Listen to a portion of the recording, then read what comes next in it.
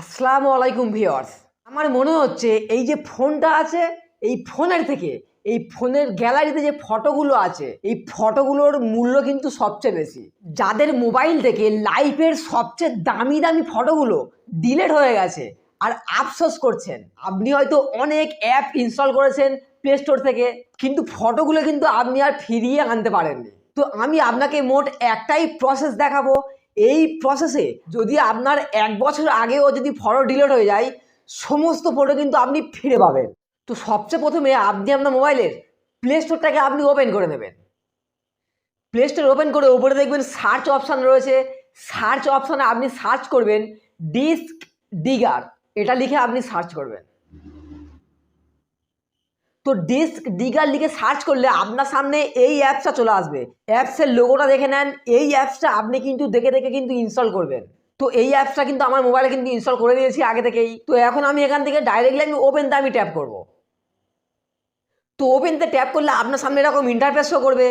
তো এখানে দেখতে পাবেন যে অপশানটা রয়েছে সার্চ ফর লস্ট ফটোস।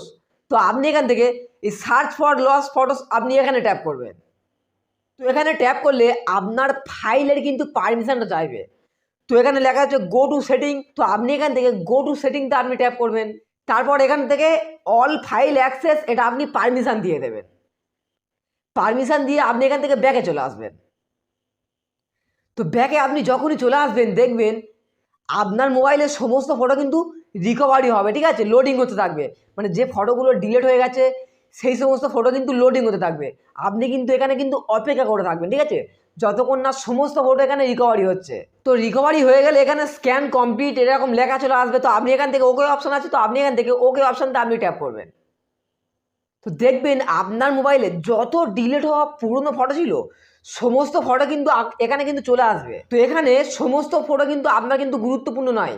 যে ফটোগুলো আপনার গুরুত্বপূর্ণ সেই ফটোটা দেখার জন্য এখানে যে একদম নিচেই ডান দিকে যে একটা আইকন রয়েছে, তো এখানে ট্যাপ করবেন। এখানে ট্যাপ করে কিন্তু ফটোটা কিন্তু আপনি কিন্তু দেখতে পারবেন। আর ফটোটা আপনার গ্যালারিতে নিয়ে যাওয়ার জন্য এখানে যে থ্রি ডট অপশান রয়েছে, তো আপনি থ্রিটাতে ট্যাপ করবেন। থ্রিটাতে ট্যাপ করে এখানে দেখবেন লেখা রয়েছে সেভ দিস ফাইল লোকালিটি।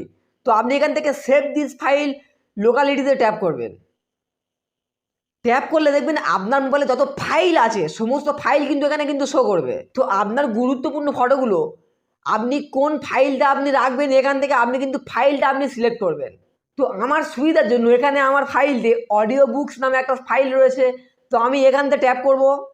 এখান থেকে ট্যাপ করলে এখানে দেখবেন ইউজ দিস ফোল্ডার এরকম আপনার সামনে চলে আসবে। তো আপনি এখান থেকে ইউজ দিস ফোল্ডারটা আপনি ট্যাপ করবেন। ট্যাপ করলে যদি আপনার এখানে যদি পারমিশন চাই তো আপনি এখান থেকে পারমিশনটা দিয়ে দেবেন।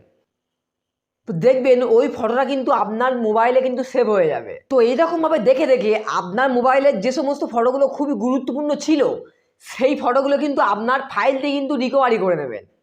তো ভিউয়ার্স, এই ছিল আজকের ভিডিও। এই ভিডিওতে আমি আপনাদেরকে দেখিয়েছি আপনার মোবাইলের ডিলিট হওয়া ফটোগুলো আপনি কিভাবে ফিরিয়ে আনবেন।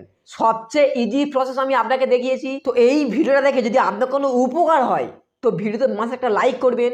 আর এইরকম মোবাইল রিলেটেড ভিডিওগুলো পাওয়ার জন্য আমার চ্যানেলটাকে সাবস্ক্রাইব করে আমার পাশে থাকবেন। আর এতক্ষণ ধরে ভিডিওটা দেখার জন্য আপনাকে অসংখ্য ধন্যবাদ।